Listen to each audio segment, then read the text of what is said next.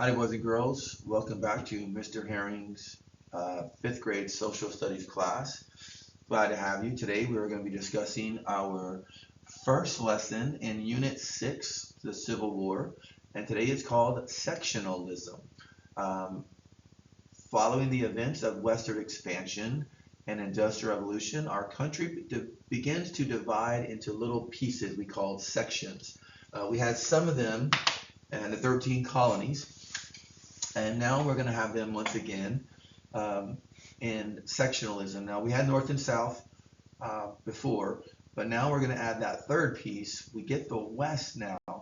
This is what we put in our journal today. When you get back in class, make sure you get your journal and put this in. But let's go ahead and get started. So the North and South grow apart. Not only does the North and South grow apart, but we get to add this third piece, the West, because they too are very, very different in their own way. So today I can identify the causes of the Civil War, including sectionalism. That's what we're going to focus on today. States' rights, of course, and slavery, and the effects of Civil War, including Reconstruction, the 13th, 14th, and 15th Amendments, which will come later in this unit. Today we're going to focus on sectionalism, states' rights, and slavery. I will do this by filling in notes and learning about sectionalism, states' rights, and slavery. How did changes resulting from the Industrial Revolution and Western expansion lead to conflicts among the North, the South, and the West? All right, so let's get started. So industry versus farming. Again, North has industry, South has farming. After the Industrial Revolution, there was a shift from farming to manufacturing in many states. People had moved to northern urban areas to work in factories. Southern states' economy was based on agriculture. Plantations and new tools required even more slaves. If you remember Eli Whitney's cotton gin, which should have ended slavery, had the reverse effect because of the greedy plantation owners could make even more money, so slavery even expanded. The government is also very, very different. In the North, they wanted a strong central or national government or federal government. The South wanted states to have all the power, and this was called states' rights. The South did not want the government to tell them what to do. We also had the problem with tariffs. In 1846, the United States passed a law that lowered the tariffs. Now, this made the northern factory owners angry. Why do you think that is? Well, it's quite easy. If the tariffs are lower, then outside countries can bring in their products for cheaper prices, and people can buy those products for cheaper than they can get it here in the United States. And this, of course, made the North angry. The law lowered tariffs the United States charged for goods imported from other countries. Well, the reverse is true for the South. It made the South happy because they had a competition now. The North had to compete with other countries to get their products sold to the South. And oftentimes the imports would be cheaper than what the North sold. So the South was able to buy cheaper goods made in Britain rather than more expensive goods made in the North. Northern states wanted higher tariffs. Higher tariffs on imported goods would encourage Americans to buy manufactured goods from the North and not other countries. So, to sum it up, the North wanted high tariffs so that they could make more money. And this adds to the tearing apart of the fundamental agreements of the country. The North and the South begin to have a severe disagreement, and they begin to separate. So what is sectionalism? It's the difference in geography and industrialization that shapes the culture and economy of the North and South, and it divides it into two regions. And here we're going to have actually three regions because we can't leave out the West. It played a big role. So here's our map that we will talk about. We have the South down here in the gray, the North in the purple, and the West in this yellowish color. The West is really, really big, you can see, but it does not have half the amount of people that the others do. So slavery in the North, by 1850, most northern states had outlawed slavery. Northern factories, however, had workers put in long hours under difficult conditions and very low pay. You remember the Irish video we watched in class where the young lady worked in the textile factory. They worked very long hours, very difficult conditions, very uncomfortable conditions. But they did not have most of the slavery. There was some small pockets, but the majority of the slavery still existed in the South. Slavery in the South was allowed in southern states. It enslaved people The enslaved people grew cotton, tobacco, and rice, the three major profitable crops. But what's most important to remember here is slavery was extremely profitable to the economy of the South. They made a lot of money using slavery. The goods produced by the slaves brought in at least twice as much money as the cost of owning slaves. So even though slaves were very expensive, and they were very expensive, you could still make twice as much money off your crop because you didn't have to pay any labor in the long run. And a slave could last the life of their expectancy 20, 30, 40 years. So slavery in the South, 6 out of every 10 slaves worked in cotton fields. Cotton was grown in large plantations, but many of them worked in smaller farms. On the small farms, the owner, believe it or not, often worked right alongside a small group of slaves. But not all Southern farmers owned slaves. In fact, studies have shown that less than 1% of the Southerners actually owned slaves. Most of the slaves were owned on the large plantations, which were really, really few and far between. By 1860, enslaved African Americans in the United States totaled almost 4 million. Most of the enslaved population lived in the South, while the free population of African Americans lived in the North. Like I said, there were some slaves in the North, just not nearly as much. The free or enslaved African Americans did not have the same voting rights as whites. Regardless if you were free or a slave, you just didn't have the same rights. They suffered discrimination and they did not have rights of full citizenship. Even though they were free, they did not have the same rights as their white counterparts. So abolitionists, we have very different views on slavery. The abolitionists in the North opposed the practice of slavery, and they fought to end slavery everywhere in the country. But in the South, the slave owners defended slavery. They even went as far as to make the argument that the evils of the factories in the North, where people worked long hours in bad surroundings with little pay, they argued that slaves were better off than the Northern factory workers. With a straight face, they said this.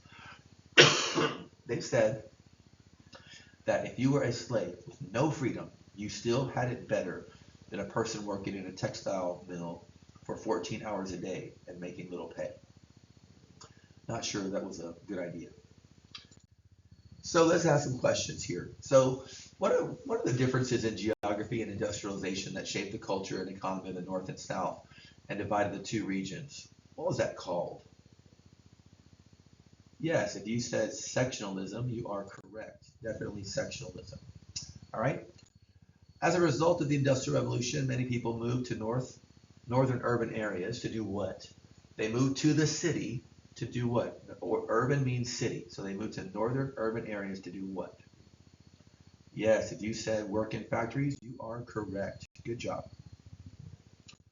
So the rights of states to make their own local laws is called what? The rights of states. The answer is in the question there. Yeah, states' rights. Very good. You see the states' rights is in the question. They wanted to make their own laws and govern themselves. They didn't want the government to be the boss of them. The Southern economy in the South, what was their economy based on? Mining, industry, fishing, or agriculture? Yes, if you said agriculture, you are correct. Farming and agriculture are the same. Good. So which of the following describes slavery's role in the Southern economy? Was it expensive? Was it profitable? Was it illegal? Or only the very rich had slaves? Now this is an interesting question because some of them, more than one of these, are actually true. In the South, slavery was, in fact, expensive. Slaves were expensive, but that's not their role in the economy. Only the very rich had slaves. That's not necessarily true, but the plantation owners were very wealthy and they had more slaves. The best answer here, of course, is B. Slavery was profitable. That's the most important thing to remember about slavery. All right, so let's talk a little bit about the North, the South, and the West. Okay, real quick, look at this map. You have this map. You'll get this map when you get back to class. But let's talk a little bit about the North, the South, and the West, and the differences between the three.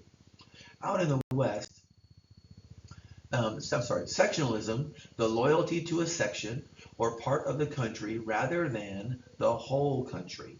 That's another way to talk about sectionalism. Like, I am from the South. I love the South. I'm very proud of the South. I'm proud of our heritage, right? Someone in the North may have the exact same feeling that I do about their part of the country. The West, they didn't have quite the amount of the loyalty and the love that we do in the South and the North, but they did have some. Before we continue, I do want to talk about a tariff real quick. I want to remind you that a tariff, this is an old vocabulary term, is a tax on imported goods. Remember, if it's coming from outside the country, the government puts a tax on it. And if you're watching social media these days, you might hear a lot about those tariffs from our current president. So let's talk about the West. A couple things. The West was connected by the railroads and telegraph. They had a lot of mining and constant flow of new pioneers. If you look how large the West is, the railroad was extremely important because if you didn't have the railroad, it would take you a very, very long time to get across that part of the country. And of course, we know the mining, we did have mining in the North, but mining in the North was for different reasons. In the West, mining was for wealth. They mined for minerals, gold, silver, copper, things like that. All right. In the South was found by quite a few things. First, that was the place where we had the first major crop in our country, tobacco. Again, slavery is very, very profitable. The climate is extremely warm. The soil is very fertile. They have very large farms and extremely large plantations. Another famous, the number one crop is king cotton. They have, or they want, very low tariffs so that they can pay less money for their imported goods. They don't have very many large cities. They have a few large cities, and they don't have very many railroads. Most of the railroads are in the North and the West. And then finally, the North. The North had all the factories and textile mills. There were a couple in the South, but 99% of them were in the North. The North is where you're going to find all the large cities. The North is where you'll find all the large canals. Almost 2/3 of all the railroads are in the North. And of course, they want the opposite of the South. They want high tariffs because they want the South to buy their products. They have a lot of immigrants. Most of the immigrants are in the North and the West. They have very large populations. Slavery was outlawed. The large banks exist in the North. There are small banks in the South. They have a lot of rivers. Most of the rivers are in the North. The North has the first universities in our country. They have a much colder climate, which is why they don't have the large farms. They only have small farms. And they have an abundance of natural resources. There's a lot of natural resources in the South as well, but most of the natural resources for our country come from the North. All right, and that's how the three regions are very different.